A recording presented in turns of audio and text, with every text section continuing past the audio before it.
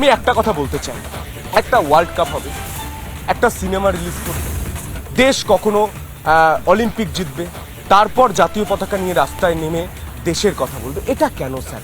এটা আমরা তো প্রতিটা মুহূর্ত, প্রতিটা নিঃশ্বাস দেশের জন্য, কারণ দেশ থেকে আমি পাচ্ছি, আমি বাঁচছি, আমি আমি দেশে কাজ করে খাচ্ছি, আমি চাষ করছি, আমি লেখক লিখছি, আপনি নৌসেনা কাজ করেছেন, দেশ আমাদের রক্ষা করছে, আমরা দেশের জন্য এইটুকু কাজ করব না? নিশ্চয়ই তাই। আজকে আমাদেরকে একটা জিনিস খেয়াল রাখতে হবে, আমরা কে? আমরা ভারতীয়। প্রথম কথা হচ্ছে আমাদের সবচেয়ে বড় পরিচয় যেটা, সেটা হলো আমরা ভারতীয়। তারপরে যা কিছু সব আসবে পরে।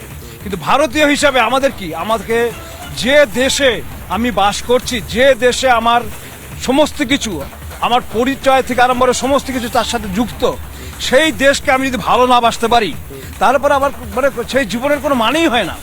সেই দেশকে সবচেয়ে আগে সেই দেশকে ভালোবাসতে হবে, কারণ সেই দেশকে ভালো না বাসতে পারলে, যদি দেশের প্রতি মানে মানুষের মানে দেশপ্রেম না জাগে, দেশপ্রেম না থাকে, তাহলে সে মানুষ নয়। আমি তাকে মানুষ বলে মনে করি না। আমরা বাজপেয়ী, আপনার কথা শুনে আমার একটা কথা মনে পড়ে গেল। অটল বিহারী বাজপেয়ী বলেছিলেন, এ দেশ দেশ রহনা চাইয়ে।